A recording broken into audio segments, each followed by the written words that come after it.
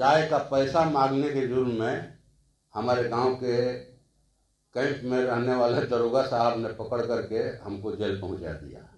चुनाव में वोट डालने का अधिकार नहीं था। दिन भर खेतों में खटने के बाद मजदूरी मांगने का अधिकार नहीं था। हमारी बहू बेटियों के साथ बलात्कार करना वो अपना ईश्वरीय अधिकार समझते थे। उसके खिलाफ में लड़ाई हुई, अधिकार हासिल किया, वोट डालने का अधिकार हासिल किया। और आज हमारी कोई माँ बहनों को जबरदस्ती झोंटा पकड़कर नहीं ले जा सकता है रोपनी करवाने के लिए। से जमीन छीनना चाहती है सरकार, कृषि को कॉरपोरेटों के हवाले करना चाहती है। जो लोग खेती किसानी करते हैं वो अपना भला बुरा बढ़िया समझते हैं और मोर्चा जमाया दिल्ली के बॉर्डर पर। 1 साल 13 दिनों तक आंदोलन चला। 750 से ज़्यादा किसान शहीद हुए, लेकिन सरकार को पीछे हटना पड़ा और कानून को जो है सस्पेंड करना पड़ा। वाजपेयी जी की सरकार ने पेंशन योजना खत्म कर दिया था, लेकिन पुरानी पेंशन योजना को बहाल करने की मांग देश के विभिन्न राज्यों में उठने लगी और 2024 का एक यह महत्वपूर्ण एजेंडा था सड़कों पर। लेकिन जो लोग सरकार बनाना चाहते थे, विपक्ष के लोग, उनके घोषणा पत्र में लिखित रूप से ये बात नहीं आई। लेकिन जो लोग सत्ता में आए वो तो समझ रहे हैं और अभी जो पेंशन को लेकर के आधा अधूरा ही सही, उनको ये बात स्वीकार करनी पड़ी कि जो पुरानी पेंशन योजना है उसको बहाल किया जाएगा। और ऐसा इसलिए हुआ कि भाजपा जो 400 पार का नारा दे रही थी, 400 तो दूर, उसको 63 सीटें गंवानी पड़ी। और उसके मूल में ये पेंशन योजना भी है, बाबा साहब भीमराव अंबेडकर का संविधान भी है, कृषि कानून भी है। और जो है ये कह रहे थे इनके अनंत हेगड़े MP कर्नाटक के कि हमको 400 सीट इसलिए चाहिए कि हमको भारत के संविधान को ख़त्म करके मनुस्मृति से देश को चलाना है।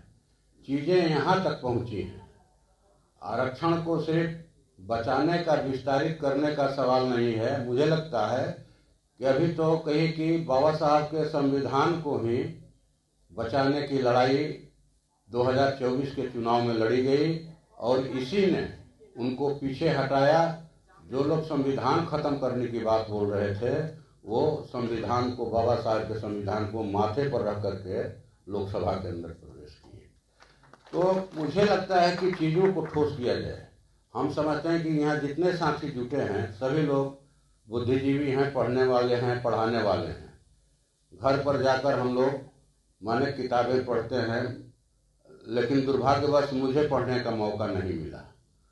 मैं भी पढ़ना चाहता था, डॉक्टर इंजीनियर बनना चाहता था, लेकिन चाय का पैसा मांगने के जुर्म में हमारे गांव के कैंप में रहने वाले दरोगा साहब ने पकड़ करके हमको जेल पहुंचा दिया।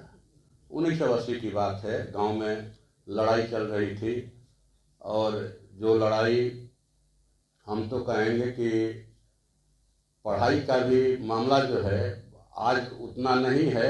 नहीं तो एक ये विषय था कि ये गिलास प्लेट खंगारने वाला का बच्चा कैसे डॉक्टर इंजीनियर बनेगा, भैंस चराने वाले का, ये खेती करने वाला का, भैंस चराने वाला का बेटा जो है कैसे मास्टरी करेगा। ये इन विषयों पर हम लोगों ने लड़ाई लड़ा भोजपुर जिले में। कॉमरेड राम नरेश राम, मास्टर जगदीश, रामेश्वर यादव, सब लोगों ने एक बारी से लड़ाई शुरू किया। जब जिस समाज की बात कर रहे हैं, वंचित समाज की, उन लोगों को, दादा बाबू लोगों के सामने खाट पर बैठने का अधिकार नहीं था, चुनाव में वोट डालने का अधिकार नहीं था, दिन भर खेतों में खटने के बाद मजदूरी मांगने का अधिकार नहीं था। हमारी बहू बेटियों के साथ बलात्कार करना वो अपना ईश्वरीय अधिकार समझते थे। उसके खिलाफ में लड़ाई हुई, लड़ा गया, बहुत सारे हमारे कॉमरेड शहीद हुए।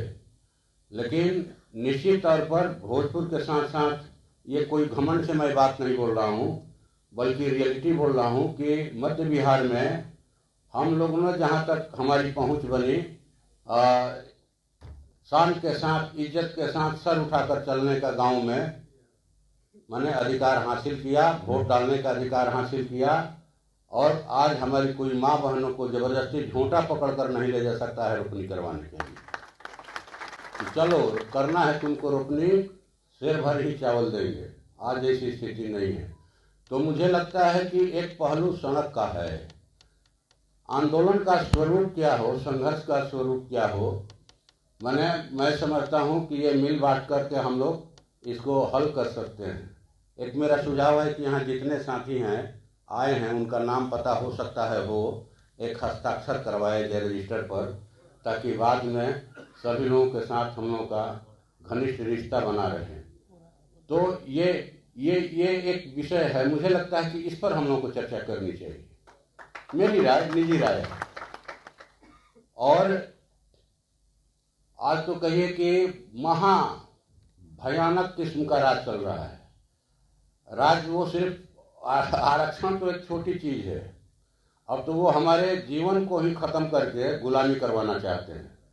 जैसे पहले गुलामी करवाते थे, गिरमिटिया मजदूर भेजे जाते थे अंग्रेजों के समय में यहाँ से काम करने के लिए गुलाम बना करके, उसी दिशा में सरकार का कहा जाए कि हर कदम जीवन के हर क्षेत्र में सरकार का कोई विभाग हो, सरकार की नीतियां बन रही है कि कैसे आपको नोच खसोट करके आपको नंगा और भिखमंगा बना दिया जाए। ये नीति है, कोई भी हो। अभी हमने बिहार विधानसभा के अंदर लोकसभा में आप जैसे साथियों ने मदद किया, जो जहां था, एक फोन ही कोई किया तो उसमें एक महती भूमिका है कि भाजपा जिस सीट को पूरे बिहार में सबसे गारंटेड समझती थी कि सब सीट हार जाएंगे, लेकिन आरा की नहीं हारेंगे। यहाँ के जो लोग रुपए के पहाड़ पर खड़ा थे, बैठे थे, उनको अहम था कि हम दिल्ली में रह करके चुनाव जीत जाएंगे। वहाँ के गरीब लोगों ने 20 रुपया 10 रुपया चंदा करके जिता करके अपनी लड़ाई को लड़ने के लिए लोकसभा में भेजा। उनके पास इलेक्ट्रल बॉन्ड था, लेकिन गरीबों के पास अपना मेहनत का पैसा था। कई साथियों ने देखा होगा, जो मौका मिला हम लोगों को लोकसभा में बोलने का, तो कहा हम लोगों ने, कई माननीय सांसदों ने पूछा कि सुदाम बाबू आपका स्पीच कौन तैयार करता है।